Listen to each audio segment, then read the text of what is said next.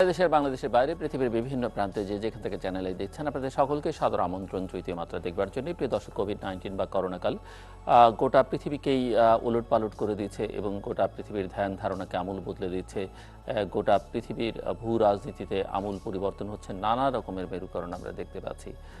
বিভিন্ন দেশে নানা রকমের সংগ্রামও আমরা দেখতে পাচ্ছি। মানুষ কোথাও কোথাও এই কোভিডের মধ্যেই রাজপথে নেমেছে তাদের অধিকার আদায়ের লক্ষ্যে। এবং কোভিডকালে যখন মানুষের মৃত্যুর ঝুঁকিতে, স্বাস্থ্য ঝুঁকিতে, অর্থনীতি নিয়ে উদ্বিগ্ন, তখন কিছু কিছু মানুষ আবার তাদের আখের গোছাতে ব্যস্ত। অর্থাৎ তাদের লোভ এতটাই বেশি যে তারা এই কোভিডকালেও এমনকি মানুষের স্বাস্থ্য সম্পর্কিত বিষয়ে দিনে দুর্নীতি করতে পিছপা হচ্ছে না। বাংলাদেশের বেশ কিছু উপনির্বাচন গতকালও একটি হয়েছে, আরও সামনে আছে। এই নির্বাচনগুলোকে কেন্দ্র করে রাজনীতি খানিকটা ফিরে আসবার চেষ্টা করছে। অর্থাৎ বাংলাদেশের রাজনীতি আসলে সেই অর্থে নেই বলেই অনেকের ধারণা। অনেকে মনে করেন রাজনীতিটা একটা বড় শূন্যতা বিরাজ করছে। রাজনীতি কিভাবে সরব হয়ে উঠবে সেই প্রশ্ন আছে, এবং রাজনীতিতে কিভাবে এক পক্ষ আরেক পক্ষকে নিশ্চিহ্ন করবার চেষ্টা বহুকাল ধরে বাংলাদেশে চলছে। এই অভিযোগ পাল্টা অভিযোগ আমরা বাংলাদেশের বিবদমান রাজনৈতিক পক্ষগুলো থেকে প্রায়শই শুনতে পাই। সেই সব বিবেচনায় এই কোভিড কালে বা কোভিড উত্তরকালে বাংলাদেশের অভ্যন্তরীণ রাজনীতির অবস্থা কী হবে, সেখানে অর্থনীতির অবস্থাটা শেষ পর্যন্ত কী দাঁড়াবে, এবং যে অর্থনৈতিক অগ্রযাত্রার কথা কেউ কেউ বলছেন সেটি টেকসই হবে কিনা, বা অর্থনীতিতে যে বিপর্যয় কোভিড নিয়ে এসছে সেটি সামাল দেওয়া যাবে কিনা, ভূ রাজনীতিতে যে পরিবর্তন হচ্ছে সেই পরিবর্তনের সঙ্গে বাংলাদেশ খাপ খাইয়ে চলতে পারবে কিনা, অথবা বাংলাদেশ বুঝতেই পারছে কিনা যে পরিবর্তনগুলো কোথায় কোথায় হচ্ছে। অর্থাৎ বিশ্ব রাজনীতির এই পট পরিবর্তনগুলো যদি অনুধাবন করতে ব্যর্থ হয়, তাহলে বাংলাদেশ যে অঞ্চলে, যে ভূখণ্ডের মধ্যে আছে, তার যে ভৌগোলিক অবস্থান, ভূ রাজনৈতিক অবস্থান, সেখানতে বাংলাদেশ আসলে কতটা সুবিধা করতে পারবে।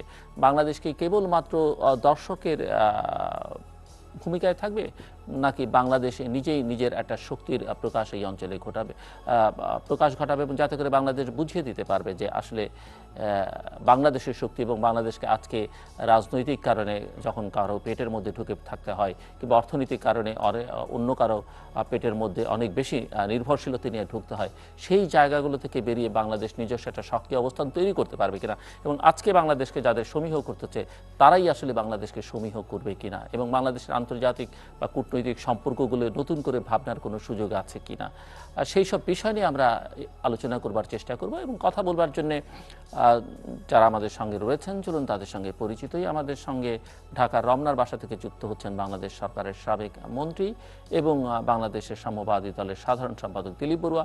এবং বলে রাখা ভালো, বাস্তবতা যাই হোক না কেন, মিস্টার বড়ুয়া স্বীকার করুন কিংবা নাই করুন, মিস্টার দিলীপ বড়ুয়াকে বলা হয়ে থাকে যে বাংলাদেশে যে চীনা সমর্থিত রাজনীতিক যারা, তাদের মধ্যে তিনি অন্যতম। এবং যখন আলোচনা হচ্ছে বাংলাদেশ চীন আর ভারতের সঙ্গে কিভাবে ভারসাম্য বজায় রেখে চলবে, বা আদৌ ভারসাম্য বজায় রাখা চলা উচিত কিনা, বা এই দুই দেশের পেটের মধ্যে বাংলাদেশের থাকা উচিত কিনা, বা তাদের প্রতি আমাদের নির্ভরশীলতা কমিয়ে আনা উচিত কিনা, তখন নিশ্চয়ই মিস্টার বড়ুয়ার বক্তব্য প্রণিধানযোগ্য হবে। আমাদের সঙ্গে স্টুডিওতে রয়েছেন বাংলাদেশ সরকারের সাবেক সচিব, অত্যন্ত সিনিয়র প্রশাসনিক কর্মকর্তা, বাংলাদেশের বহুল আলোচিত সিএসপি অফিসার হিসেবে যে কজন বাংলাদেশে অনেক সুখ্যাতি কুড়িয়েছেন নানা কারণে, তাদের মধ্যে অন্যতম। রাজনীতির সঙ্গে একটা সময় তার খানিকটা সংস্রব ছিল, যুক্তরাজ্যে বাংলাদেশের হাই কমিশনার হিসেবে দায়িত্ব পালন করেছেন, এবং কবি হিসেবেও তার সুখ্যাতি রয়েছে। অর্থাৎ একজন কূটনীতিক হিসেবে তিনি দায়িত্ব পালন করেছেন। কাজে এই আলোচনায় তারও মতামত অত্যন্ত গুরুত্বপূর্ণ বলে আমার কাছে মনে হয়। মিস্টার মোফাজ্জল করিম আমাদের সঙ্গে স্টুডিওতে। স্বাগত আপনাদের দুজনকে তৃতীয় মাত্রায়। মিস্টার দিলীপ বড়ুয়া, আপনাকে দিয়ে আলোচনাটা শুরু করতে চাই। কোত্থেকে শুরু করবেন, দেশের রাজনীতি না ভূ রাজনীতি, বা ভূ রাজনীতির সঙ্গে বাংলাদেশের সম্পর্কের প্রশ্ন? যেকোনো জায়গা থেকে শুরু করা যেতে পারে। আমার মনে হয় আমার যেসব প্রশ্ন, সেসব প্রশ্নগুলো আসলে আমি ভূমিকাই বলে দিয়েছি, যাতে আপনাদেরকে খুব বেশি ইন্টারাপ্ট আমাকে না করতে হয়। সো আপনি আলোচনাটা শুরু করতে পারেন। ধন্যবাদ। অনেকদিন পর আবার চ্যানেল আই দর্শকের সম্মুখে আমি হাজির হলাম। আমাদের এখানে আমার যে মানে প্রতিপক্ষ বলবো না, আমার সাথে যিনি আছেন একজন জাদ্রাল সিএসপি বা সাবেক কূটনীতিক বা রাষ্ট্রদূত, ওনাকে আমি আমার পক্ষ থেকে আন্তরিক অভিনন্দন জানাচ্ছি। আর জিল্লুর যিনি সঞ্চালক, তিনি তো আমাদের সকলের প্রিয়, তাকেও তিনি যে সুযোগ করে দিয়েছেন আমাদের এই চ্যানেল আই দর্শকের সম্মুখে কিছু বলার জন্য, সেই জন্য তার প্রতি কৃতজ্ঞতা প্রকাশ করছি। তবে যে আপনি শুরুতে যে বক্তব্যগুলো দিয়েছেন, সেই বক্তব্যগুলোর মধ্য দিয়ে আমি এতটুকু বলতে চাই, সেটা হচ্ছে একে অন্যের উপর নির্ভরশীল, কোনোটাকে বাদ দিয়ে কোনোটা চলে না। আজকে যেমন করোনার, প্র্যাকটিক্যালি করোনার মধ্যেই আমরা চলছি, করোনার সমাপ্তি এসে গেছে সেটাও বলা যাবে না, বা এটা কতটুকু প্রলম্বিত হবে সেটা আমরা কেউ জানি না। কিন্তু ইতিমধ্যে আমরা প্রায় 6 মাস করোনা কাল অতিক্রান্ত করেছি। এটার মধ্য দিয়ে যদি বলেন আভ্যন্তরীণ ভাবে আমাদের করোনা সংক্রমিত হওয়ার পর পরে যে ধরনের এক ধরনের লকডাউনের মধ্য দিয়ে মানুষের মধ্যে ভীতির সঞ্চার হয়েছিল, আজকে সে ভীতিটা অনেকটা কেটে গিয়েছে। এখানে অর্থনৈতিক যে একটা বন্ধ্যাত্বটা হওয়ার উপক্রম হয়েছিল, সেই বন্ধ্যাত্বটাও কিন্তু অনেকটা কেটে গিয়েছে। অনেক সীমিত অবস্থার মধ্য দিয়েও আমি যদি বলি যে মাননীয় প্রধানমন্ত্রী তার যে প্যাকেজ ডিল করেছেন, বা উনি যে বিভিন্ন রকম কার্য প্রভাবের মধ্য দিয়ে শিল্প ক্ষেত্রে, প্রশাসনিক ক্ষেত্রে, জনগণের মধ্যে যে খাদ্য বন্টনের মধ্য দিয়ে যে স্টেপগুলা গ্রহণ করেছেন, আমার দৃষ্টিতে আমি মনে করি যে অত্যন্ত ম্যাচিউর পদক্ষেপ গ্রহণ করেছেন, যে পদক্ষেপের মধ্য দিয়ে আজকে আমার দেশে মানুষ যে জন্য শঙ্কাগ্রস্ত হয়েছিল, আজকে অনেকটা শঙ্কা মুক্ত, আমি বলবো না, সে শঙ্কা থেকে উত্তরণের দিকে যাচ্ছে বলে আমি মনে করি। দেখুন, আমাদের এখানে 4 বার বন্যা হচ্ছে, বন্যা, করোনা, এই সমস্ত মিলিতভাবে আমাদের জাতি হিসেবে এইভাবে একটা মানে গতিশীল জাতি হিসেবে থাকার কথা ছিল না। কিন্তু আমি অবশ্যই বলবো যে মাননীয় প্রধানমন্ত্রী যে স্টেপিং এর ফলশ্রুতিতে আজকে সেইভাবে আমাদের অর্থনৈতিক সংকট থেকে আমরা উত্তরণ ঘটতে যাচ্ছি। এবং হ্যাঁ, আমাদের এখানে লকডাউনের সময় যে সমস্ত রিলিফ দিয়েছে, সরকারি সহযোগিতা দেওয়া হয়েছে, সেই সমস্ত সহযোগিতা ক্ষেত্রে বিতরণের ক্ষেত্রে কিছুটা দুর্নীতি হয়েছে, কিছুটা আপনার প্রপার ডিস্ট্রিবিউশন না হতে পারে, বা বিভিন্ন কিছু হয়েছে। তারপরও এটার ভিতর দিয়ে যদি আমরা মনে করি যে তারপরও এই সরকারের অধীনে অনেকটা অর্থনৈতিক কর্মকাণ্ডটা সচ্ছল হয়েছে। পাশাপাশি আজকে আমাদের প্রতি আমরা তো বলতে পারি যে আজকে দক্ষিণ এশিয়ার মধ্যে বাংলাদেশ তার বিভিন্ন সমস্যার মধ্য দিয়েও, এত সংকট কিন্তু অন্য কোনো দেশে নাই। অন্য দেশে করোনা আছে কিন্তু বন্যা নাই কোথাও। আমাদের এখানে করোনা, বন্যা সবকিছু মিলিতভাবে যে একটা পরিবেশ সৃষ্টি হয়েছে, সেই পরিবেশটাকে যেভাবে সরকার মোকাবেলা করছে, আমিও নিরপেক্ষভাবে যদি আমি বলি, তাহলে অবশ্যই যারা রেশনাল ওয়েতে বলবেন, এক পেশে না, রেশনাল ওয়েতে যারা বলবেন, তারা নিশ্চয়ই সরকারের এই স্টেপিং গুলাকে প্রশংসা না করে পারবেন না। তা আমি মনে করি যে আজকে এই ভিত্তিতে মাননীয় প্রধানমন্ত্রীর যে স্টেপিং গুলা সুষ্ঠু, উনি কিন্তু কারো থেকে ধার নেননি, ওনার চিন্তা প্রসূত, তার সৃষ্টিশীল চিন্তা প্রসূতের মধ্য দিয়ে কিন্তু এই জিনিসগুলো করেছেন, এবং সামনের দিকে এগুলো আরো কার্যকরী হবে বলে আমার ধারণা। এখন এটার সাথে তার এটার সাথে আমি একটু, আপনি শেষ করলে এই পর্যায়ে আমি একটু মিস্টার মুফাজ্জল করিমের কথা শুনে নিতে পারি, তাহলে আলোচনাটা করতে সুবিধা হবে। জি প্লিজ।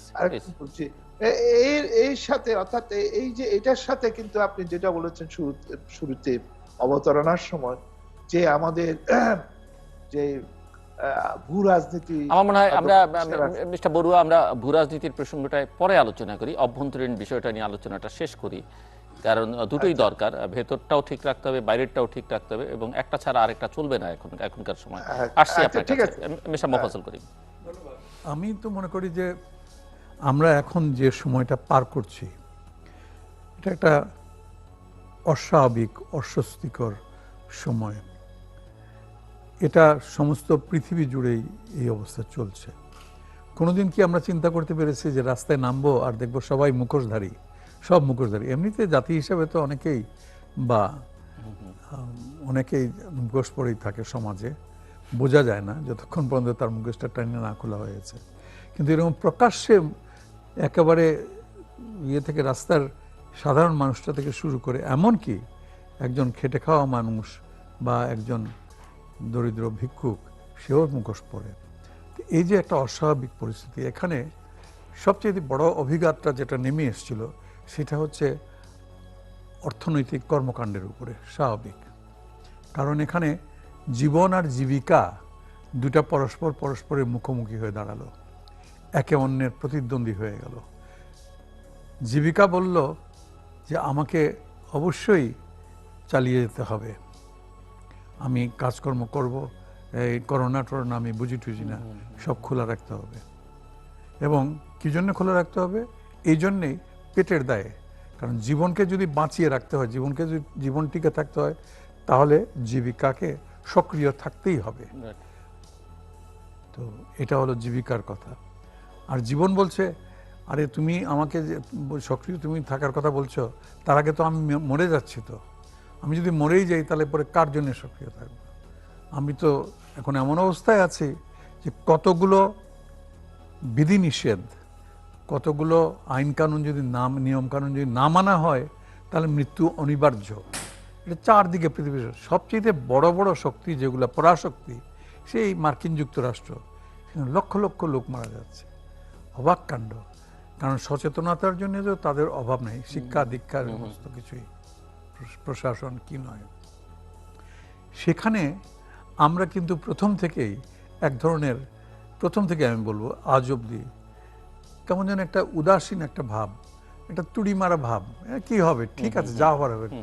ওই যে একটা পুরনো মনে আছে গান, কে সেরা সেরা, whatever will be will be, the future is not ours to see. সেই গানটা কথা মনে পড়ে, কে সেরা সেরা, কি হবে, যা হবে তা হবে। তো যা হবে তা হবে করে কিন্তু আমরা যথেষ্ট ক্ষতি করছি নিজেদের। আমাদের মনে রাখতে হবে যে সমস্ত দেশ সচেতনতামূলক ব্যবস্থা নিয়েছে তারা কিন্তু কম আক্রান্ত হয়েছে, হয়তো হয়েছে কিন্তু এত বেশি না।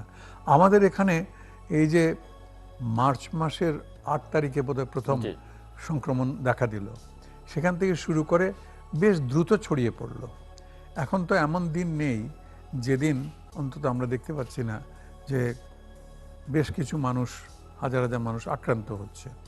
তারপরে হয়তো এখান থেকে সেরে ওঠা পার্সেন্টেজটা সেটা ভালোই, খারাপ নয়, কিন্তু সেটাতে পরিদৃষ্টির কোনো ব্যাপার নেই, কারণ প্রতিদিন অন্ততপক্ষে 30-40 জন লোক মারা যাচ্ছে। আজকেও বোধহয় 36 জন না কয়জন মারা গেছে। তো এটা তো এভাবে যদি চলতে থাকে তাহলে কিন্তু সাংঘাতিক রকমের একটা বিপর্যয় নেমে আসবে। আর সবচেয়ে বড় কথা হচ্ছে যে সাধারণ মানুষ, যারা খেটে খাওয়া মানুষ, তারা মানছেন না, মানতে তারা প্রস্তুত না। কিন্তু যারা স্কুল কলেজে পড়ছে, অফিস আদালতে যাচ্ছে, তাদের উপরে একটা নিয়ন্ত্রণকারী একটা সংস্থা, একটা কর্তৃপক্ষ আছে। সেই নিয়ন্ত্রণকারী কর্তৃপক্ষ যেমন শিক্ষা প্রতিষ্ঠানের বেলা একটা আদেশ দিলে পরে সমস্ত বাংলাদেশের সব শিক্ষা প্রতিষ্ঠান প্রাথমিক থেকে বিশ্ববিদ্যালয় বন্ধ হয়ে যায়, হয়েছেও তাই। এটাতে হয়তো আমরা আনন্দিত বা আমরা সন্তুষ্ট যে আমাদের ছাত্রছাত্রীরা এরা সংক্রমিত হচ্ছে না, মানলাম, কিন্তু তাদের ক্যারিয়ারের উপরে যে একটা বিপর্যয় নেমে আসছে, যেটা আমরা এখনই টের পেতে শুরু করেছি। এবং কিছুদিন পর যখন একটা একাডেমিক বর্ষ যখন শেষ হয়ে যাবে বছর, তারপরে কি হবে? এখনই যেমন ক্লাস 8 থেকে 9-এ কীভাবে উঠবে না উঠবে সেই দোলাচলে থাকতে থাকতে সে বলা হয়েছে স্কুল কর্তৃপক্ষই দ্বারা ইত্যাদি ইত্যাদি। কিন্তু গুণগতভাবে যে একটা সাংঘাতিক রকমের একটা ক্ষতি হয়ে গেল, এটা তো ঠিক কথা। আর আপনার কলকারখানা আমাদের গার্মেন্টস ইত্যাদিতে খুলে দিতে আমরা বাধ্য, খুলে দিয়েছেও বটে। আমি এখানে শুধু একটা কথা বলতে চাই, এগুলোর ব্যাপারে বেশি সবারই জানার কথা, যা বলছে সবই জানার কথা।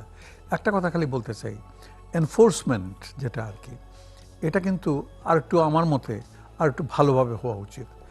এখন পর্যন্ত আমরা দেখতে পাই, এই যেমন আমি আজকে যখন আপনাদের এখানে আসছিলাম তখন দেখলাম রাস্তাঘাটে প্রচুর লোক বিনা মাস্কে চলছে। দোকানপাটের সামনে দিয়ে আমরা আসছিলাম, দেখলাম দোকানের মধ্যে ক্রেতারা সব মানে মাস্ক ছাড়াই তারা করছে, কেনাবেচা করছেন। এটা তো ঠিক না। বলতে বলতে হঠাৎ আমার মনে পড়লো যে আমি নিজে তো সারা পথ মাস্ক পরে এসেছিলাম, কিন্তু এখন তো এটা আর পড়তে ভুলে গেছি। অবশ্যই এখানে না, আমরা এখন তো আমরা অত্যন্ত চাইও না, নিরাপদ দায়িত্বে নিরাপদ এই আছি তো। দূরত্বে আছি। যদিও আমি একটা যেটা কারণ কথা আপনি বলা যখন হচ্ছে স্টুডিওতে কথা বলবেন তখন ঢেকে কথা বললে মানুষকে তো আসলে আচ্ছা, কমিউনিকেট করতে আর ওই যে সোশ্যাল ডিস্টেন্স যেটা বলা হচ্ছে, জি।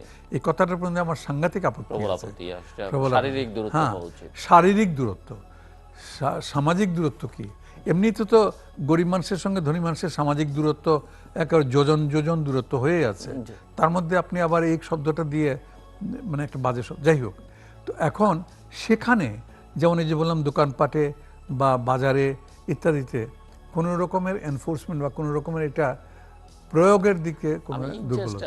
মিস্টার দিলীপ বলু আলোচনার সময় উল্লেখ করেছিলেন, আমিও সূচনা বক্তব্য উল্লেখ করেছিলাম, দুটো প্রসঙ্গ। একটা হচ্ছে যে করাপশনটা আমাদের এখানে সবসময় ছিল, কিন্তু এইরকম একটা মানবিক দুর্যোগের সময় যে চিত্র আমরা দেখলাম, এটা এটা কিসের লক্ষণ, বা এই পরিস্থিতি কেন আমাদেরকে দেখতে হচ্ছে, এই বিষয়ে একটু যদি আপনি আপনার দেখুন, আমার অভিজ্ঞতা আর সেকেন্ড আমি যেটি আপনার কাছ থেকে একটু শুনতে চাইবো যে আমরা অভ্যন্তরীণ রাজনীতি নিয়ে একটু আলোচনা করতে চাইছিলাম। মিস্টার দিলীপ বুড়ো যেহেতু সিজন পলিটিশিয়ান, এবং এখানে এখন কিছু উপনির্বাচন হচ্ছে, বাংলাদেশে সেই অর্থে রাজনীতি নেই, এবং বলাই হচ্ছে যে আসলে দেশ এখন আর পুরোটা রাজনীতিবিদদের নিয়ন্ত্রণে তেমন কিছু হচ্ছে না, এবং সবটাই আপনি নিজে প্রশাসনে ছিলেন, প্রশাসন, পুলিশ প্রশাসন, এরাই সিভিল প্রশাসন, এরাই আসলে সবকিছুর কর্তা নিয়ন্ত্রণ করছে। সো এই দুটো জায়গায় যদি ছোট্ট করে অ্যাড্রেস করেন, কারণ আমি আবার একটু জিও পলিটিক্সের আলোচনার মধ্যে যেতে চাই, আপনি যেহেতু আছেন। আপনি দুর্নীতির কথাটি শুনে, জি, দেখুন আমি সবখানে সবসময় বলে আসছি, দুর্নীতি ছিল না এমন কোনো কাল নাই। ব্রিটিশ আমল বলুন, সেই তারও আগে হয়তো সেটা সম্বন্ধে খুব ভালো ধারণা আমাদের নেই, কিন্তু ব্রিটিশ আমল সম্বন্ধে নিশ্চয়ই আছে। পাকিস্তানের আমল তো আমাদের সময়ে আমরা দেখেছি, সব আমলেই দুর্নীতি আছে। এবং এই দেশ স্বাধীন হওয়ার আগেও দুর্নীতি ছিল বটে। দেশ স্বাধীন হওয়ার পরে থেকে এটা আস্তে আস্তে আস্তে আস্তে কমার কোনো লক্ষণ আমরা দেখিনি। বাড়তে বাড়তে বাড়তে বিশ্ব চ্যাম্পিয়ন পর্যন্ত হয়ে গেছি আমরা। এবং বিশ্ব চ্যাম্পিয়ন ওখানে গিয়ে হয়তো লাগাম টেনে ধরা হয়েছে বটে, কিন্তু তারপরেও ঘোড়া ছুটছে বটে, এটাও ঠিক। এখন কথা হচ্ছে, এটা যদি চলতে থাকে তাহলে এটা দুর্নীতি এবং উন্নতি এই দুইটি একসঙ্গে চলতে পারবে না। আমাদের যে উন্নতি বা উন্নয়ন এত ভালো হচ্ছে, তার জন্য সবাই প্রশংসার দাবিদার। আমি আমার বক্তব্যের মধ্যে সবসময় বলে আসছি, সবচেয়ে বেশি দাবিদার হচ্ছে গিয়ে আমাদের দেশের 80% জন কৃষিজীবী, যারা আমাদের খাদ্য ফলায় এবং তাদের উপরেই আমাদের প্রবৃদ্ধি নির্ভর করছে। এটার জন্য আমার দাবিদার আমাদের গার্মেন্টসের মেয়েরা, বিদেশ থেকে যারা টাকা পাঠাচ্ছে ছেলেমেয়েরা, তারা। কিন্তু দুর্নীতিবাজ যারা, তারা হচ্ছে 5-7 জন লোক, এবং তারা সব শিক্ষিত, তারা সব অবস্থাপন্ন লোকজন। এটা দমন করার জন্যে অনেক পদক্ষেপ নেওয়া হচ্ছে, অনেক তর্জন গর্জন আমরা শুনি বটে, কিন্তু দৃষ্টান্তমূলক শাস্তি দেওয়া হয়েছে এরকম উদাহরণ খুব কম।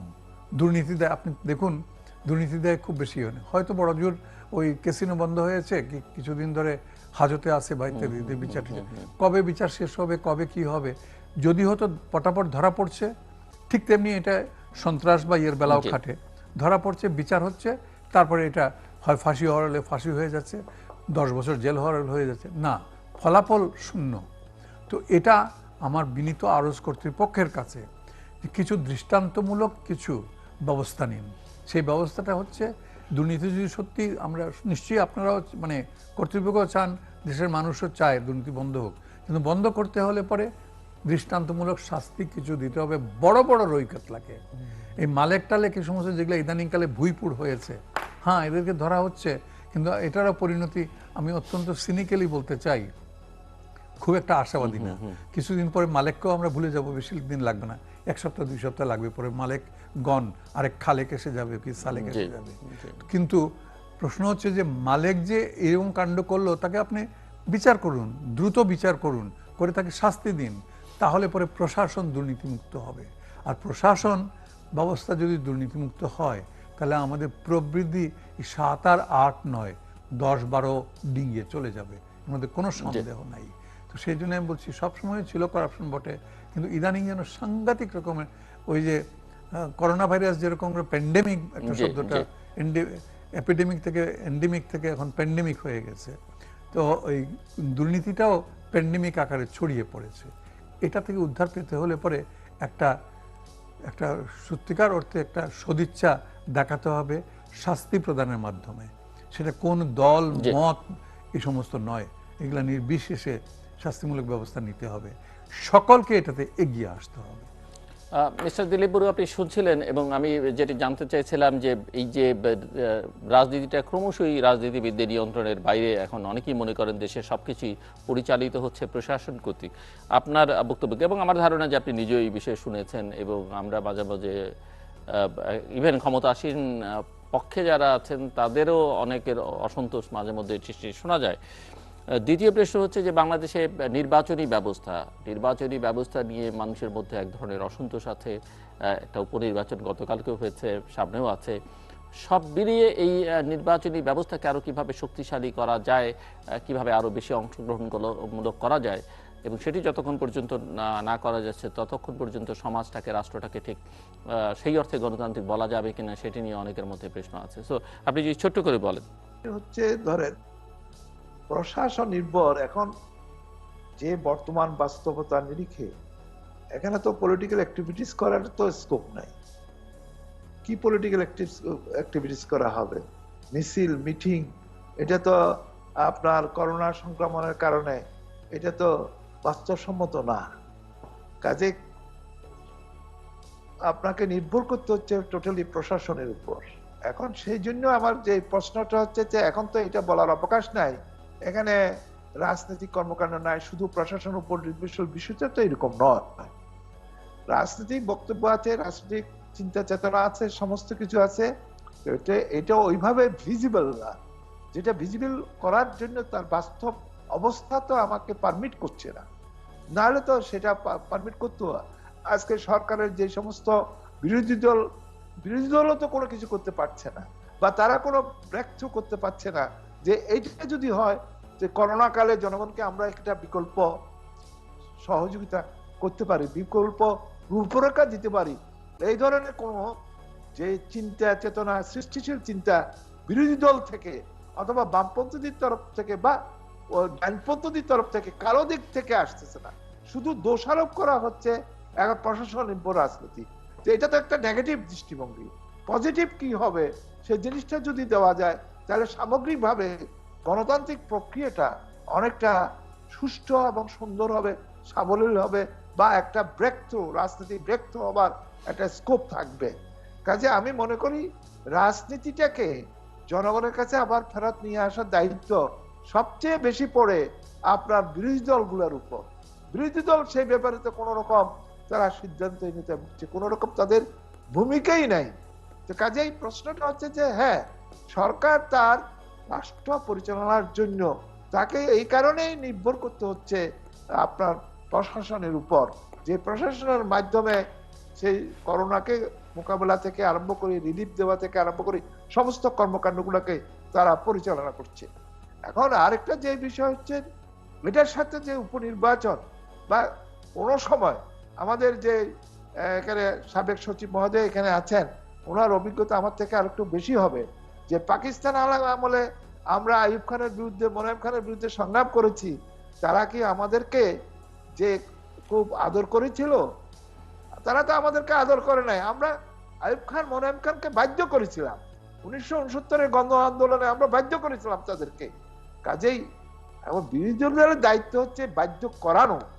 কোন দেশের সরকার স্বেচ্ছায় কোনো কিছু করে না, এটা বিরোধী দল জনগণকে নিয়ে তাদের দাবি আদায় করে নিতে হয়। সেই জায়গা ক্ষেত্রে তো আমরা লক্ষ্য করছি, সেটা রাজনীতির ক্ষেত্রে বলুন আর যে নির্বাচনের ক্ষেত্রে বলুন, নির্বাচন প্রক্রিয়া যদি এটা টোটালি গণতান্ত্রিক প্রক্রিয়া না হয়, নির্বাচন প্রক্রিয়ার মধ্য দিয়ে জনগণ যদি উৎসাহিত না হয়, নির্বাচন প্রক্রিয়ার মধ্য দিয়ে জনগণ যদি ফিল করে তার ভোটাধিকার প্রয়োগ করতে পারছে না, নির্বাচনের মধ্য দিয়ে যদি মনে করা হয় যে আজকে আমাদের এখানে আমার ভোট দেওয়ার তো দরকার নাই, অটোমেটিক্যালি এমপি নির্বাচিত হয়ে যাচ্ছে, এই যে কালচার ডেভেলপ করছে, সেইটাকে মোকাবেলা করার দায়িত্ব তো বিরোধী দলের।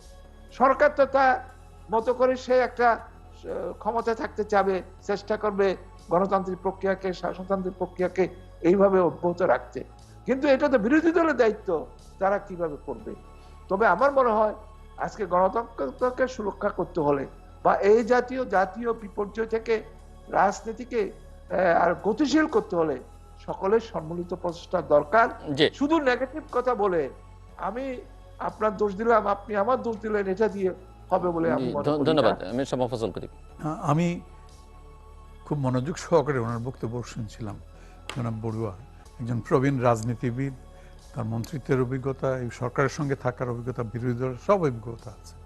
কিন্তু আমি একটা জিনিস বুঝতে পারছি না, উনি শুধুমাত্র গণতান্ত্রিক প্রক্রিয়াটাকে চলমান রাখার জন্যে বিরোধী দলের ভূমিকার উপরে জোর দিচ্ছেন, যেন বিরোধী দল আর সরকারি দল বা সরকার তারা যেন সব এক সমপর্যায়ে এক সমতলে অবস্থান করছে, একই সঙ্গে নিরাপদে বা খুব মসৃণভাবে চলাফেরা করতে পারছে। তাই কি? তা তো নিশ্চয়ই নয়। সরকারে যারা আছেন বা সরকারি যে দল, তার অনেক সুযোগ সুবিধা আছে। সরকারি দলের একজন লোক, একটা ইদানিং তো খবরের কাগজ খুললে পরেই শোনা যায় অমুক জায়গায় তমুক জায়গায় অমুক নেতা তমুক নেতা, সে একেবারে নানা রকমের অপরাধের সঙ্গে জড়িত, নানা রকম, এবং তারা সরকারি দল বা সরকার সমর্থিত যুবদল বা ছাত্রলীগ ইত্যাদির সঙ্গে, যুবলীগের সঙ্গে। তো কথা হচ্ছে, এই সমস্ত জিনিস যদি আপনার সরকার থেকে যদি একটু দৃঢ় হস্তে যদি এটা বন্ধন না করা হয়, যে আগে আমরা আমাদের ঘর ঠিক করব, এই ঘর ঠিক করার কিন্তু উদ্যোগটা নেওয়া হয়েছে অন্তত দুর্নীতির ক্ষেত্রে। আমি বলবো, আমি জোর দিয়ে বলতে চাই, বছরখানেক আগে যে ক্যাসিনো টেসিনো ইত্যাদি সময় হঠাৎ করে ঝাঁপিয়ে পড়া গেল, গুড, এবং সারা দেশের মানুষ এটাকে সাংঘাতিকভাবে অ্যাপ্রিসিয়েট করেছে। কিন্তু ওই এগেইন বম্বারম্ভে লঘুক্রিয়া, কাজ শুরু হয়েছিল খুব জোরে সোরে বটে, কিন্তু এরপরে ফলাফলটা তেমন কিছু দেখা যায়নি, বা সেখানে কোনো শাস্তি টাস্তি এখনো দেখা যায়নি। কিন্তু তাতে যারা দুর্নীতিবাজ যারা বা যারা অপরাধী যারা, তারা থেমে থাকেনি, কিন্তু বিভিন্ন জায়গায় অপরাধ চলছে। আচ্ছা, আমার কথা হলো, ঠিক আছে, সেই ক্ষেত্রে সরকারি দল, উনি একটু ইঙ্গিত করেছেন সরকারি দল ক্ষমতায় থাকার জন্য বা ইত্যাদির জন্য হয়তো করতে পারে তারা, কিন্তু গণতান্ত্রিক প্রক্রিয়া কি এক পায়ে বা একটা চাকার উপরেই চলে? এটা দুই চাকার উপরে চলে। এটা বাইসাইকেল, এটা মনোসাইকেল না যে এক সাইকেলের উপরে চলতেছে, তা না। গণতান্ত্রিক প্রক্রিয়া বা গণতন্ত্রটা এটা একটা বাইসাইকেল, দুইটা চাকার উপরে চলবে। একটি চাকা হচ্ছে সরকারি দল, আরেকটা হচ্ছে বিরোধী দল। আচ্ছা, এখন বিরোধী দলকে যদি চলতে হয়, তাহলে তার জন্যে চলার জন্য তাকে আপনি সুযোগ সুবিধা দিয়ে রাখতে হবে, যেটা প্রায়শই যে অভিযোগ শোনা যায়, এবং সেই অভিযোগ সম্পূর্ণ অমূলক বলে আমি মনে করি না, যে বিভিন্ন জায়গায় যে বিরোধী দলের কণ্ঠরোধ করার জন্যে এই নেতাকর্মীদের উপরে যে সমস্ত কি বলবো পদক্ষেপ, এটাই সব খুব সহজ শব্দ এবং খুব সুললিত শব্দ, নিরাপদ শব্দ, এটাই নিরাপদ শব্দটা আরো ভালো, নিরাপদ। হ্যাঁ, তো এটা যে করা হয়, পদক্ষেপ যেগুলো নেওয়া হয় আর কি, সেটাতে বিরোধী দল ময়দানে নামার আগেই কোণঠাসা হয়ে গেছে অলরেডি। এক, দ্বিতীয়ত আবার বিরোধী দলগুলা একদম পরিষ্কারভাবে বলতে চাই, নেতৃত্বের দিক থেকে বলুন, সাংগঠনিক দিক থেকে বলুন, পাস মার্ক পাওয়ারও এখন উপযুক্ত না। ইভেন লক্ষ্যের দিক থেকে, লক্ষ্য নির্ধারণের দিক থেকে, হ্যাঁ, কিছুতেই পাস মার্ক পাওয়ার উপযুক্ত। হয়তো টিম টিম টিম টিম করে জ্বলছে, আমার ভয় হয় কোনদিন হয়তো সেই প্রদীপটাও আর কি, বিরোধী দলের সেই প্রদীপটাও নিভে যাবে যদি এইভাবে চলতে থাকে। উনি ঠিকই বলেছেন, পাকিস্তানি আমলে তো কেউ একেবারে মুনিম খা আর আইয়ুব খা একেবারে ফুলের মালা দিয়ে তো বিরোধী দলকে, বঙ্গবন্ধুকে প্রায় সারা জীবনই কাটাতে হয়েছে, জেলের মধ্যে কাটাতে হয়েছে। তো এটা মনে রেখে যদি আমাদের বিরোধী দলরা যদি যেগুলো ন্যায্য দাবি দেওয়া, খামাকা ইস্যু বানিয়ে কোনো লাভ নেই, ন্যায্য দাবি দেওয়া যেটা, সেটা ভাত কাপড়ের দাবিও হতে পারে, মানুষের ভোটের দাবি হতে পারে, এই ধরনের যে কোনো শিক্ষা ব্যবস্থার জন্য হতে পারে, আহার বাসস্থান, যা কিছু হতে পারে। কিন্তু সেটা না করে আমি শুধুমাত্র ওই কি বলে মাইকের সামনে কিছু কথাবার্তা গরম গরম বললাম, প্রেস ক্লাবের সামনে বললাম, বা ইয়েতে নিজেদের অফিসের ভিতরে বললাম, না, এটা হবে না। এগুলো হচ্ছে গিয়ে অনেকটা সুডো ইন্টেলেকচুয়াল অ্যাক্টিভিটি, আমি বলবো, not intellectual, even pseudo intellectual activity. আসল যেটা বাংলাদেশের শতকরা 90 জন মানুষ যে ভাষা বোঝে, সেটা হচ্ছে রাজপথের ভাষা, সেটা হচ্ছে মাঠের ভাষা, ময়দানের ভাষা, সেখানে আপনারা সংগঠিত হতে পারছেন না বা মানুষকে সংগঠিত করছেন না। এটা হচ্ছে বিরোধী দলের, সেটা হচ্ছে দুর্বলতা। আর আবারও ফিরে যাই, যদি আপনার বিরোধী দলকে যদি তাদের ভূমিকাটা সঠিক ভূমিকা, যেটা সঠিক, আবার সঠিক, আন্ডারলাইন, কোট আনকোট আন্ডারলাইন, এটা যদি পালন করতে না দেওয়া হয়, তাহলে এই প্রক্রিয়ায় দেশে কোনোদিন মঙ্গল আসবে না। যে উন্নয়নটা হচ্ছে এটা আল্লাহ না করুন ঘাস করে ভেঙে পড়তে পারে, কারণ এটার গণতান্ত্রিক ভিত্তি যেটা, সেটা অত্যন্ত দুর্বল। একটা বিল্ডিং আপনি 16 তলা, 20 তলা, 50 তলা করতে পারেন, কিন্তু তার ভিতটা যদি মজবুত না থাকে তাহলে তো পড়ে যাবে। ফাউন্ডেশনটা ঠিক থাকে। ফাউন্ডেশনটা যেটা আগে, গণতন্ত্রের ফাউন্ডেশন হচ্ছে গিয়ে আপনার সরকার। এবং আপনি যে কোনো উন্নত দেশের দিকে তাকিয়ে দেখুন, আপনার এখন আমি অবশ্য মার্কিন যুক্তরাষ্ট্রকে বেশি নম্বর দিতে চাই না এই ব্যাপারে, অন্তত বিশেষ করে বর্তমান শাসন ব্যবস্থায় তারাও দেখতেছি আমাদের দৃষ্টান্ত অনুসরণ করা শুরু করে দিয়েছেন, এবং কারচুপি টারচুপি জানি না তারা কি আমাদের কাছে শিখে গেলেন নাকি কি করলেন। কিন্তু আপনি ব্রিটিশ ইয়ে দেখুন, পাশাপাশি রাজনীতি দেখুন, সেখানে কি, সেখানে তো কোনোদিন তো আমরা, বা ইউরোপের বিভিন্ন গণতান্ত্রিক দেশ যেগুলো আছে সেগুলোতে তো সুন্দরভাবে এগুলো চলতেছে। তা আমরা ওই পথে কবে যাব, ওই শিক্ষা কবে গ্রহণ করব? তা না হলে কিন্তু গণতান্ত্রিক ভিত্তিটা করে উঠবে না, না উঠলে পরে। মিস্টার দিলীপ বড়ুয়া, অন্য যে প্রসঙ্গটি আলোচনা করতে চাইছিলাম যে ভূ রাজনীতিটা বাংলাদেশ ফলো করছে কিনা, বুঝতে পারছে কিনা, নিজের অভ্যন্তরীণ শক্তি সম্পর্কে তার ধারণা আছে কিনা, তার ভূ রাজনৈতিক অবস্থানের যে জিও স্ট্র্যাটেজিক পজিশন, লোকেশন যাই বলি না কেন, সেটা বাংলাদেশ ঠিকঠাক অনুধাবন করতে পারছে কিনা, নাকি একটা পিসমিল বেসিসে ঠিক আছে আমার এখন আর্থিক সংকট মোকাবেলা করা দরকার, অথবা আমার উন্নয়নের চাকাকে আরও গতিশীল করবার দরকার, আরও বড় বড় প্রকল্প দরকার। সো চীনের সহায়তা আমি নিই, এবং চীন যেভাবে দেয় সেখানে মরালিটি কত আছে, মরাল ইস্যুস কতটা আছে, কত উৎকোচ আছে, কিভাবে আছে, বা চীন ইদানিংকালে আমরা লক্ষ্য করছি কিছুটা রাজনৈতিক বিষয়ে তাদের উৎসাহ আগ্রহ আছে। কেননা কোনো নির্বাচন হলে অন্য দেশের সঙ্গে কম্পিটিশন দেয়া, কত আগে শুভেচ্ছা জানানো যাবে, আবার বিশেষ বিশেষ মুহূর্তে কাউকে প্রেসারে রাখবার জন্য প্রতিপক্ষকে, আবার প্রতিপক্ষের নেতা নেত্রীকে জন্মদিনের শুভেচ্ছা জানাতেও ফুল পাঠিয়ে দেয়া। তো এটি হচ্ছে একটি দিক। অনেকেই মনে করেন বাংলাদেশে আন্তর্জাতিক সম্পর্কের বিশ্লেষণ যে বাংলাদেশ অর্থনৈতিকভাবে অতিমাত্রায় চীনের উপর নির্ভরশীল হয়ে পড়ছে। আবার উল্টো দিকে দীর্ঘদিন যাবত ভারত আমাদের প্রতিবেশী, মুক্তিযুদ্ধে তাদের অবদান, তাদের সঙ্গে আমাদের সম্পর্ক, সেটি যেমন ঠিক আছে, অনেকে মনে করেন যে ভারত বাংলাদেশের অভ্যন্তরীণ রাজনৈতিক বিষয়ে অনেক বেশি ওপেন ইন্টারফেয়ার করেছে এবং করছে, এবং তার একটা সামাজিক, রাজনৈতিক, সাংস্কৃতিক, অর্থনৈতিক আধিপত্য এখানে বজায় আছে। এবং সেটি মনে করতে গিয়ে অনেকে মনে করেন যে রাজনৈতিকভাবে বাংলাদেশ অনেকখানি তার পেটের মধ্যে ঢুকে পড়েছে। আবার বাংলাদেশ যদি নিজে এই শক্তি অনুধাবন করতে পারে, তাহলে পৃথিবীর আরও অপরাপর শক্তি, অপরাপর প্লেয়ার যারা আছেন, কারণ এখন মাল্টিল্যাটারিজমের কথা বলা হচ্ছে, মাল্টি প্লেয়ারের কথা বলা হচ্ছে, মাল্টিপোলার কথা বলা হচ্ছে, সেই সব শক্তির সঙ্গে বাংলাদেশ সম্পর্ক প্রতিষ্ঠা করে বা সম্পর্ককে শক্তিশালী করে বা কারো কারোর সঙ্গে পুনঃ উন্নয়ন করে, সম্পর্কের পুনঃ উন্নয়ন করে বাংলাদেশ হয়তো নিজেই এমন একটা শক্তি এখানে তৈরি করতে পারে, যেসব দেশ এখানে মিস্টার মোফাজ্জল করিম আছেন, প্রাক্তন কূটনীতিক, যুক্তরাজ্যের মতো প্রভাবশালী দেশে তিনি হাই কমিশনার ছিলেন, যে একটা ধারণাই আছে পশ্চিম বা ইউরোপের দেশগুলো বাংলাদেশকে অনেক ক্ষেত্রে অন্য দেশের, আমাদের আশপাশের দেশের চোখ দিয়ে আমাদেরকে দেখার চেষ্টা করে, কিন্তু তারা তাদের নিজেদের চোখে যদি বাংলাদেশকে দেখে এবং বাংলাদেশের সঙ্গে যদি সম্পর্কগুলো ডিরেক্ট তৈরি হয়, তাহলে বাংলাদেশ অর্থনৈতিকভাবে, রাজনৈতিকভাবে, সামাজিকভাবে, সামরিকভাবে, কূটনৈতিকভাবে অনেক শক্তিশালী অবস্থা। ছোট্ট দেশ, কিন্তু ভুললে চলবে না যে আমরা 18-19 কোটি মানুষের দেশ। আমরা অনেক, মানে যারা আমাদের উপরে এখন নানাভাবে আমাদেরকে ব্যবহার করতে চাইছে বা আমাদেরকে নানাভাবে নিগৃহীত করছে, তারাই আসলে আমাদেরকে সমীহ করে চলবে।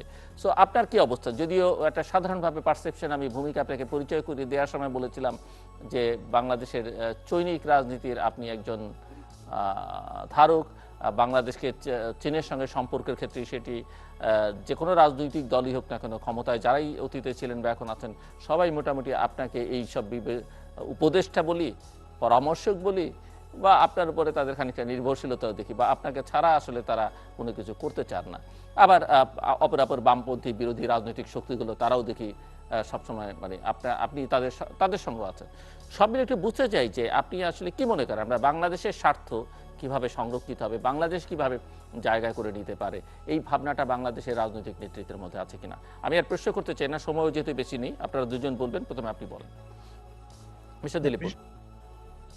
বিষয়টি হচ্ছে আপনি যে কথাটা বলেছেন সেই কথাতে আমি বলছি প্রথমত দুইটা কথার মধ্য দিয়ে আমি এক্সপ্লেন করব। প্রথমত হচ্ছে যে politics is nothing but correct handling of the contradictions. এটা অবশ্য আমার কথা না, এটা কমরেড মাসুদের কথা, যে দ্বন্দ্বগুলোকে কিভাবে হ্যান্ডলিং করবেন এটাই হচ্ছে মূল রাজনীতিটা। সমাজের মধ্যে দ্বন্দ্ব আছে, রাষ্ট্রে রাষ্ট্রে দ্বন্দ্ব আছে, বিভিন্ন জায়গায় দ্বন্দ্ব আছে, দ্বন্দ্বগুলোকে কিভাবে হ্যান্ডলিং করা যাবে এবং আপনার দৃষ্টিভঙ্গি কি, সেটা হলো মূল বিষয়। আরেকটা বিষয় হচ্ছে economy is the base of the society, politics is the concentrated expression of this economy. এই যে দুইটা যদি আমরা বিশ্লেষণ করি তাহলে আপনার এই জায়গাতে উত্তর পাওয়া যাবে যে আমাদের বাংলাদেশে, আমি যদিও তো বলবেন আমি জোটের সাথে আছি, মাননীয় প্রধানমন্ত্রী জোট নেত্রী, কাজে আমার কথা ওনার প্রতি অত ওনাকে আফল করার করব এটা হয়তো আপনারা ধরে নেবেন, কিন্তু আমি রাজনৈতিক অভিজ্ঞতা থেকে যতটুকু বুঝি আমি মনে করি যে আমাদের দেশে মাননীয় প্রধানমন্ত্রী জননেত্রী শেখ হাসিনা উনি কিন্তু কারেন্ট হ্যান্ডলিং অফ দি কন্ট্রাডিকশনসটাকে প্রপারলি প্রয়োগ করতে পারছেন। যেমন আমরা অ্যাকচুয়ালি যদি ধরি, অনেকে যদি মনে করি ধরি বাংলাদেশ বিভিন্ন কারণে আমরা ভারতের পেটের মধ্যে অবস্থান করছি, সেই জায়গাতে উনি যে আরেকটা দেশের সাথে, যে দেশ ভারতের প্রতিদ্বন্দ্বী, সেই দেশের সাথে যে উনি স্বকীয়তা নিয়ে নিজস্ব একটা ফরেন পলিসি নির্ধারণ করেছেন, সেটাই তো আমি মনে করি এটার মধ্য দিয়ে মাননীয় প্রধানমন্ত্রী তার জাতীয়তাবাদী চেতনার বহিঃপ্রকাশ ঘটেছে এবং এটার মধ্য দিয়ে উনি ব্যালেন্স করে চলছেন। উনি কারো পকেটের লোক বলে আমি মনে করি না। উনি একতরফা, কেউ যদি বলেন অমুক দেশের প্রতি উনি খুব নির্ভরশীল, তাও না, আরেক দেশের প্রতি নির্ভরশীল সেটাও না। উনি তার জাতীয় স্বার্থকে উনি সবচেয়ে বড় করে দেখছেন। মাননীয় প্রধানমন্ত্রীর এক সৃষ্টিশীল চিন্তাটা হচ্ছে এই জায়গায়, সেই জায়গাটা হচ্ছে উনি বাংলাদেশের স্বার্থটাকে উনি বড় করে দেখছেন বলেই বাংলাদেশের স্বার্থটাকে উনি সুরক্ষা করতে চেষ্টা করছেন। এবং যেই জন্য আমাদের এই সংকটের মধ্য দিয়ে আমাদের উত্তরণ, আমাদের অর্থনৈতিক উত্তরণটা আমরা ঘটাতে পারছি। আজকে সেই বিষয়টা হচ্ছে সবচেয়ে গুরুত্বপূর্ণ দিক। এবং আমাদের বিজনেস করতে হবে, আমাদের জীবন রক্ষা করতে হবে। জীবন রক্ষা করতে হলে আমার অর্থনৈতিক উন্নতির প্রশ্ন, সার্ভাইভেল করতে হবে, ইকোনমিক্যালি সার্ভাইভেল করতে হলে আমার প্রোডাকশনের ক্ষেত্রে মার্কেটের প্রয়োজন বা ওই দেশ থেকে কাঁচামাল আনার প্রয়োজন। সেই ক্ষেত্রে যদি আমি বিবেচনা করি তাহলে অবশ্যই যে দেশ আমাদেরকে সুযোগ দেবে সেই দেশের সুযোগগুলো আমরা করব। আমাদের মাননীয় প্রধানমন্ত্রী, আমি যতটুকু জানি, উনি ডেপ ট্র্যাপে পড়েন না, উনি ডেপ ট্র্যাপে পড়তে চান না, উনি এই ব্যাপারে অত্যন্ত সচেতন। যে আপনি দেখেন মানে আপনি চাইনিজ ডেট ট্র্যাপের কথা বলছেন। আমি, আপনারা অনেকে সমালোচনা করে, চীনের ডেপ ট্র্যাপের কথা বলে অনেকে সমালোচনা করে, কিন্তু মাননীয় প্রধানমন্ত্রী এই সমস্ত ব্যাপারে অত্যন্ত সচেতন। যে আপনি দেখেন উনি আমার দেশের প্রত্যেকটা দেশের, মানে উন্নতশীল দেশে, আমেরিকা বলেন, ব্রিটিশ বলেন, ফ্রান্স বলেন, রাশিয়া বলেন, ইতালি বলেন, জার্মানি বলেন, ফ্রান্স, এই সমস্ত দেশকে তার বিভিন্ন প্রজেক্ট উনি দিয়েছেন এবং একটা ভারসাম্য রক্ষা করতে সচেষ্ট করেছেন। অর্থাৎ উনি অত্যন্ত শার্প, তীক্ষ্ণ বুদ্ধি সম্পন্ন, ম্যাচিউরড পলিটিশিয়ান বাংলাদেশে সহসা আর কেউ হবে বলে আমার মনে হয় না। উনি এইভাবে দেশকে কিন্তু গড়ে তুলছেন, কিন্তু এই দেশকে গড়ে তোলার জন্য উনি সমস্ত দেশের জনগণের পক্ষ থেকে যে সহযোগিতা পাওয়ার কথা ছিল সেটা পাচ্ছেন না। এই জায়গায় হচ্ছে দুই দিক থেকে উনি পাচ্ছেন, একদিকে দক্ষিণপন্থী দিক থেকে, সাম্প্রদায়িক অপশক্তিদের থেকে উনি পাচ্ছেন না, আরেকদিকে বিরোধী দলগুলো থেকে উনি সেই কোন রকম সহযোগিতা পাচ্ছেন না। সেইটাকে মোকাবেলা করে কিন্তু উনি অগ্রসর হচ্ছেন।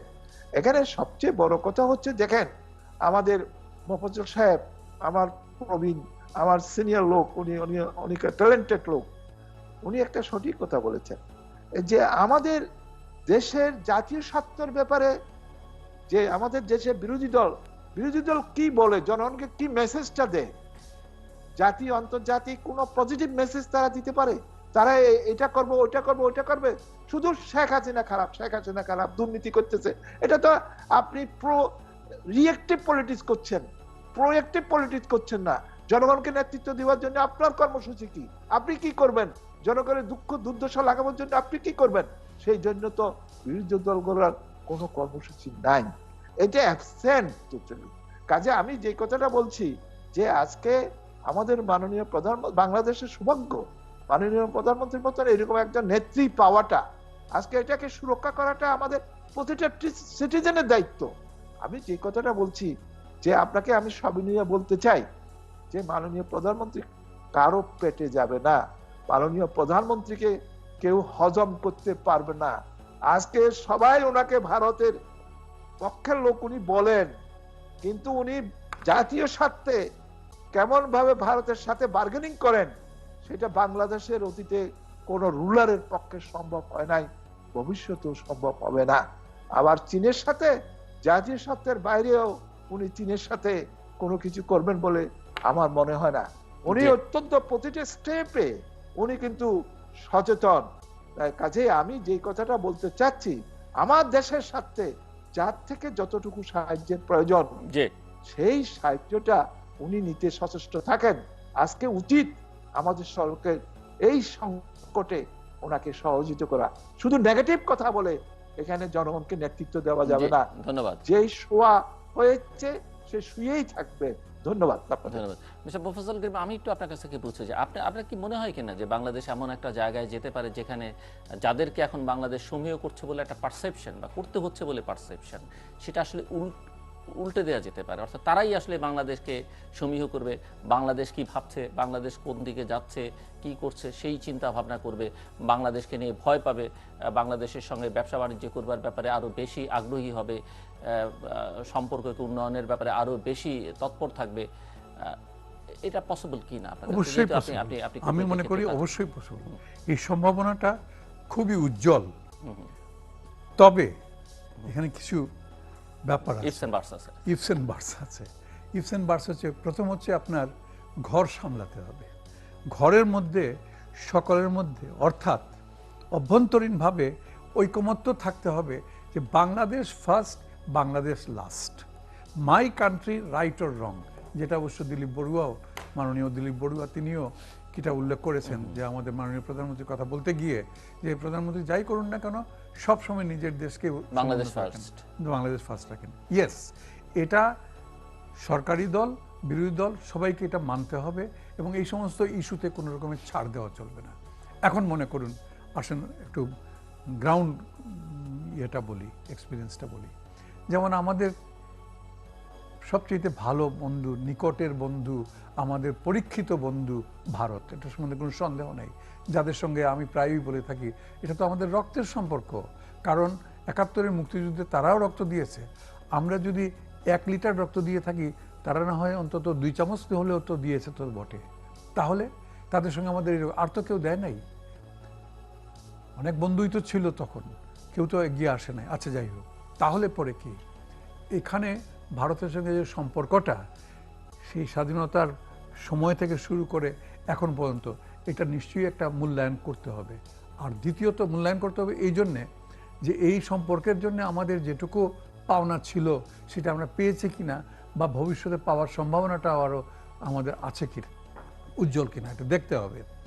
আমরা তো খুব বেশি কিছু চাই নাই ভারতের কাছ থেকে, খুব বেশি চাই না। আমাদের কিছু ন্যায্য কিছু আমাদের হিস্সা চেয়েছি, অংশ চেয়েছি, পানি চেয়েছি। তাও আমাদের জোর করে নয় বা হাত জোর করে নয়, কোনোটাই না, আন্তর্জাতিক আইন কানুন মোতাবেক।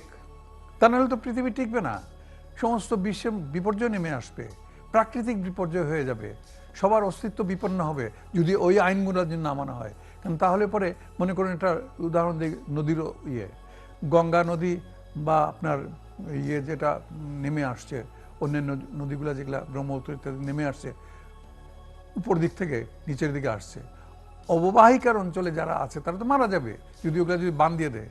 কালকে মনে করুন আমি জাস্ট এমনি থিওরিটিক্যালি বলি যে সবগুলা নদীতে এমন করে বাঁধ দিল যে 1 ফোঁটা পানি আর আসবে না, সব শুকিয়ে গেল, তাহলে কি হবে? নিম্ন অববাহিকে যারা আছে বাংলাদেশের মতো তারা তো সবাই মারা যাবে তো শুকিয়ে। তো সেইটাতে আমরা কি বলেছি, আমাদের পানিটুকু তোমাদের হিস্সা মতো আসো, দুই পক্ষে আলাপ আলোচনা করে তোমরা 10 আনা রাখো, আমাদের 6 আনা দাও, বা তোমরা 8 আনা রাখো, আমাদের 8 আনা দাও, ইত্যাদি করো। তারা সেটাতে মুখে বলেন হ্যাঁ রাজি আছে ইত্যাদি, কিন্তু আজ পর্যন্ত সেগুলা হয় নাই, গলার কাটা হয়ে আছে। তেমনি আরেকটা জিনিস যেটা পৃথিবীর কোথাও নাই, সেটা হচ্ছে চোরাচালানি বলুন বা অন্য যে কোনো উপায়ে যারা ওই যে সীমান্ত বিনা ইয়েতে অতিক্রম করে তাদের গুলি করে মারার ব্যাপারটা কোথাও নাই। এবং এটা চলে আসছে সেই আমাদের স্বাধীনতার পর থেকেই চলে আসতেছে, সীমান্তে গুলি করে বাঙালি মারা যাচ্ছে। আজ পর্যন্ত তো শুনলাম না কোনো বিজিবির গুলিতে কোনো ইন্ডিয়ান মারা গেছে, এরকম তো হয় না। কোচিত একটা হতে পারে, তো হয়তো গুলি বিনিময়। যাই হোক, এটা প্রত্যেকবার, এই তো 3-4 দিন আগে যে একটা সম্মেলন হয়ে গেল শীর্ষ পর্যায়ের বিজিবি আর বিএসএফ এর মধ্যে, সেখানেও আবার ওই একই কথা, ভদ্রলোকের এক কথার মতো আর কি, ভদ্রলোকের এক কথা। আগেও বলেছি ভাই আর গোলাগুলি হবে না, বন্ধ হয়ে যাবে। এবারও বলেছেন হ্যাঁ ইনশাল্লাহ বন্ধ হয়ে যাবে, অপেক্ষা করুন 2-4 দিনের মধ্যে আবার শুরু হয়ে যাবে মারা। এটা কি? এর ফলে কি হচ্ছে? এই সমস্ত কিছু কিছু গলার কাটা থেকে যাচ্ছে। এত অবস্থার এত উন্নতি হওয়া সত্ত্বেও কিছু গলার মধ্যে কিছু কাঁটা থেকে যাচ্ছে। তাতে সাধারণভাবে জনগণের মধ্যে পারসেপশন বলে যে কথাটা আছে, আমি যে কথাগুলো বলতে চাই সেটা কোনো বিশেষ রাজনৈতিক দল নয়, সাম্যবাদী দলও নয়, বা আওয়ামী লীগ বিএনপি ইত্যাদি নয়। আমি সাধারণ মানুষের মনের চিন্তাটা, তারা এত রাজনীতি বোঝে না, তারা যেটা চোখের সামনে দেখে, তারা দেখে যে ফালানি পড়ে আছে, ঝুলে আছে, গুলিতে মরে পড়ে ঝুলে আছে, এটা দেখে। তারা দেখতেছে পেঁয়াজ হঠাৎ করে পাওয়া বন্ধ হয়ে গেল, কথা ছিল পেঁয়াজ পাঠাবো ইত্যাদি। ইনশাল্লাহ আমাদের 2-3-4 বছর পরে পেঁয়াজও স্বয়ং সম্পূর্ণ হয়ে যাব, তখন আর তোমাদের কাছে চাইতে হবে। কিন্তু হঠাৎ করে দিলে বন্ধ করে, একটু তো টেলিফোন, যেখানে আমাদের মাননীয় প্রধানমন্ত্রী বছরখানেক আগে তোমাদের দেশে গিয়ে বলেছেন এই কাজটা কিন্তু আপনারা ভালো করেন নাই, যখন গতবার যখন বন্ধ করা হলো, এটা ভালো করেন নাই, অন্তত একটু তো আগে জানান দেওয়া উচিত ছিল। তারা হয়তো তখন সবিনয়ে বলেছেন সরি ভুল হয়ে গেছে, আচ্ছা আর এরকমটি হবে না, কিন্তু ওই গুলি মারার মতো আবার ঠিক বন্ধ করে দিয়েছে। এই সমস্ত জিনিসে সাধারণ মানুষের যে সাধারণ মানুষের যে পারসেপশনটা খারাপ হয়ে যাচ্ছে, যার জন্যে কিছুদিন আগে রাহুল গান্ধী বোধহয় সপ্তাহখানেক আগে বলেছেন যে ভারত তার নিজের দেশ তারা বন্ধুহীন প্রতিবেশীর দেশে পরিণত হতে যাচ্ছে এই সমস্ত কারণে। অথচ এর বিপরীতে দেখুন, বাংলাদেশ চাহিবা মাত্র, যে বাংলাদেশ ব্যাংকের নোটের মধ্যে লেখা থাকে চাহিবা মাত্র 100 টাকা দিবেন, এরকম চাহিবা মাত্র কিছু কিছু সময়ে ইঙ্গিত মাত্র দিয়ে দিচ্ছে, এটা দিচ্ছে ওটা দিচ্ছে। আজকে যদি বাংলাদেশ যদি এত শক্ত অবস্থান না নিত, তাহলে ভারতের উত্তর পূর্ব সীমান্তে যে 7 সিস্টার্স নামক 7টি রাজ্য রয়েছে, এদের অবস্থাকে 9-6 হয়ে যেত, বিপর্যস্ত হয়ে যেত। আমরা সঙ্গে সঙ্গে মাননীয় প্রধানমন্ত্রী শেখ হাসিনাকে অসংখ্য ধন্যবাদ, এবং তিনি সাংঘাতিক দৃঢ় সে তার পরিচয় দিয়েছেন। তিনি ওখানে এটা বন্ধ করে দিয়েছেন, একটু জায়গা দেন যে না আমার মাটিতে থেকে এরকম কাজ করা চলবে না। আজকে তারা কি সুন্দর পাবে। তারপর বলছে মাননীয় প্রধানমন্ত্রী আপনি আমাদের তো এটা বন্ধ করে দিলেন, এখন আমাদের জিনিসপত্র নিয়ে যাওয়ার জন্য রাস্তাটা দেন প্লিজ, ট্রানজিটের ব্যবস্থা। হ্যাঁ নেন, নিয়ে যান, তাহলে অবকাঠামো বানাবো, হ্যাঁ বানান, ইত্যাদি ইত্যাদি, যা চাচ্ছে তাই দেওয়া হচ্ছে। এটা তো ঠিক হলো না। আমরা যা চাইবো তখন চাই দিব। জি, তো এটা আমি এই জন্য বলবো যে আমাদের যে অবস্থানটা যেটা, সেটা সবসময় হতে হবে এরকম সম্বন্ধে। লাস্ট একটা কথা, কূটনীতিতে বা বৈদেশিক সম্পর্কেতে চিরস্থায়ী সম্পর্ক বলে কোনো কিছু নাই। এটা আছে আছে আছে, কিন্তু যখন সহ্যর সীমা বাইরে যাবে, বা আমি দেখবো যে আমার আরেক বন্ধু আমাকে ভালো সুবিধা দিচ্ছে, চীন আমাকে অনেক কিছু ভালো ভালো সুবিধা দিচ্ছে, আপনার ওই আমাদের পণ্য 97% চীনে যেতে পারবে বিনা শুল্কে, 97% পণ্য। তারপরে আপনার তিস্তা অববাহিকাতে প্রকল্পে কাজ করবে, ইত্যাদি ইত্যাদি বিভিন্ন ব্যাপারে সাহায্যের হাত বাড়াচ্ছে। তা আমি যদি সে ভালো যাব না কেন? এই জন্যে একদম দরজা কোথাও বন্ধ করে রাখা যাবে না, আর এমনভাবে দরজা চির উন্মুক্ত করে রাখা যাবে না যেখান থেকে দূষিত বাতাসও ঢুকতে শুরু করবে। মিস্টার বড়ুয়া, জাস্ট 30 সেকেন্ডস কিছু যোগ করবার থাকলে আমি শেষ করব। না, বিষয়টি হচ্ছে যে আজকে আমার ন্যাশনাল ইন্টারেস্টে আমাদের একটা কনসেনসাস হওয়া উচিত। আমি মনে করি আমাদের বাংলাদেশের ভবিষ্যৎ আছে, বাংলাদেশ নিজের পায়ের উপর দাঁড়াবে, এবং বাংলাদেশের যে রুলার্স, বর্তমানে মাননীয় প্রধানমন্ত্রীর নেতৃত্বে যে সরকার পরিচালিত হচ্ছে, সেই সরকার আমাদের জাতীয় স্বার্থকে সম্মিলিত রাখবে, এটাই আমরা আশাবাদ ব্যক্ত করতে পারি। এবং এবং করোনা উত্তর আমাদের অর্থনৈতিক ধন্যবাদ ধারাটাকে আরো গতিশীল করবে। ধন্যবাদ মিস্টার দিলীপ বড়ুয়া এবং মিস্টার মোফাজ্জল করিম। দর্শক, কথা হচ্ছিল কোভিড-19 সহ অন্যান্য বিষয় নিয়ে, এবং এই আলোচনা থেকে যেটি বোঝা যায় যে আমরা কোভিড-19 পরিস্থিতিটা এখন পর্যন্ত পৃথিবীর অনেক দেশের তুলনায় বাংলাদেশের নিয়ন্ত্রণের মধ্যে আছে, কিন্তু আশঙ্কামুক্ত নয়, এবং যেটুকু ক্যাজুয়ালিটি হয়েছে সেটা হয়তো আমরা এনফোর্সমেন্টটা বা এই বিষয়ে নিয়ন্ত্রণটা আরও যদি কঠোরভাবে করা যেত তাহলে সেটি সম্ভব হতো। গণতান্ত্রিক প্রক্রিয়া কতটা অব্যাহত আছে সেটি নিয়ে হয়তো অনেকের মধ্যে প্রশ্ন আছে, কিন্তু গণতন্ত্রের চাকা দুটো সেটি আমরা অনেক ক্ষেত্রেই ভুলে যাই, এবং এই দুটো চাকাকেই আসলে সমান্তরাল গতিতে চলতে দিতে হয়। দায়িত্বটা যার যার জন্য আলাদা করা আছে, আমরা সকলেই জানি। সেটিতে ঠিকঠাক মতো সেই চাকা চলছে না বাংলাদেশের, এবং বাংলাদেশের অর্থনীতি, রাজনীতি, উন্নয়ন, নির্বাচন কোনোটাতেই জনগণকে খুব একটা গুরুত্ব দেওয়া হচ্ছে বা জনগণ তার সঙ্গে সম্পৃক্ত হচ্ছে, সেটি সরকার পক্ষে হোক কিংবা বিরোধী পক্ষ হোক, সেটাও অনেকটা দৃশ্যমান নয়। কাজে এই জায়গাগুলোতে নজর দিতে হবে।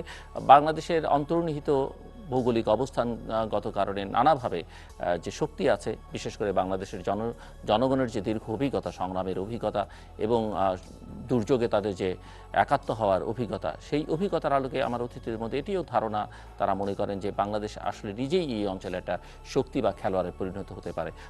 তবে তার জন্য যে জাতীয় ঐকমত্য দরকার, বিশেষ করে রাজনৈতিক, অর্থনৈতিক এবং কূটনৈতিক স্বার্থে, সেই ঐকমত্যের জায়গাটা প্রতিষ্ঠা করবার জন্য এক ধরনের রাজনৈতিক পরিবেশ নিশ্চিত করতে হবে। দর্শক, আমাদের সঙ্গে থাকবার জন্য অসংখ্য ধন্যবাদ। আপনাদের সবার জন্য শুভকামনা।